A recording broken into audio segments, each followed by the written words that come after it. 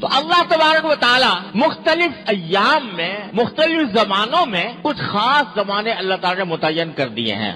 جن کو خاص تقدس سے نوازا ہے، اور ان کا مقصد یہ ہے کہ انسان جب اپنی دنیاوی ضروریات میں منہمک ہو کر اپنی روح کو بھلا بیٹھا ہے تو اس کو پھر واپس لایا جائے اور روحانی ترقی کی طرف اس کو متوجہ کیا جائے۔ اس کے لیے اللہ تعالی نے کچھ دن مقرر کر دیے ہیں، ورنہ دن تو دیکھو سب ایک جیسے ہیں، رمضان کا مہینہ ہو یا غیر رمضان ہو، سورج طلوع ہوتا ہے اور غروب ہوتا ہے، دن میں اجالا ہوتا ہے، رات میں تاریکی ہوتی ہے۔ ایک خاص گردش جو شمس و قمر کی ہے وہ اسی طریقے سے چلتی رہتی ہے، دیکھنے میں رمضان کے دن میں اور غیر رمضان کے دن میں کوئی فرق نہیں۔ لیکن اللہ تبارک و تعالیٰ نے اس رمضان کے مہینے کو کہہ دیا یہ میرا مہینہ ہے، یہ میرا مہینہ ہے، یہ میری عبادت کا مہینہ ہے۔ تو جب اللہ تبارک و تعالیٰ کسی چیز کو اپنا کہہ دیتے ہیں تو اس کے ساتھ جو تقدس، اس کے ساتھ جو روحانیت اور اس کے ساتھ جو عظمت وابستہ ہوتی ہے وہ عام چیزوں کی طرح نہیں ہوتی۔ دیکھو کعبہ شریف کو، کعبہ شریف کی عمارت کو دیکھو،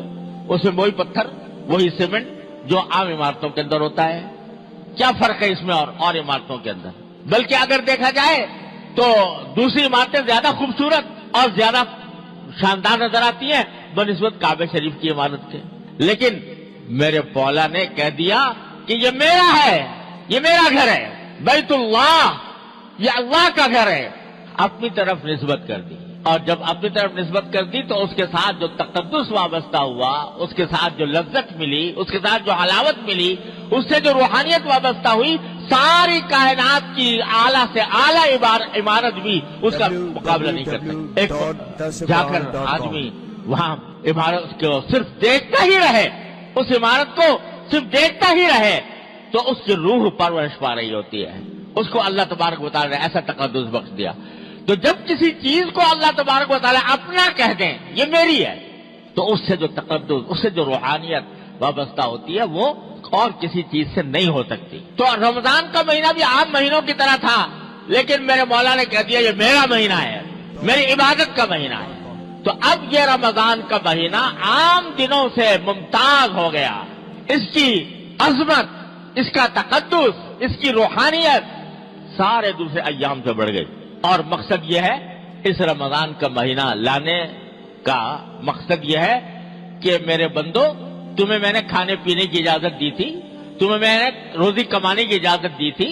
تمہیں جائز حدود میں تفریحات کی بھی اجازت دی تھی، لیکن تم اس میں اتنے منہمک ہو گئے ہو کہ تمہاری روح کمزور پڑ رہی ہے۔ اب واپس آ جاؤ، ایک مہینے کے لیے اس طرح واپس آ جاؤ کہ اب جو کام کرو وہ تمہاری روح کو تقویت پہنچائے۔ تھوڑا سا مادی لذتوں سے تھوڑی دیر کے لیے اپنے آپ کو فارغ کرو اور اللہ تبارک و تعالیٰ کی عبادت میں یہ مہینہ اس طرح گزارو کہ تمہاری روح تقویت پائے، تمہاری روح کے اندر بالیدگی ہو، وہ تمہیں روحانی ترقی حاصل ہو۔ یہ ہے ترقی کا اس رمضان المبارک کا فلسفہ اور اس کی حکمت کہ اللہ تبارک و تعالیٰ نے یہ مہینہ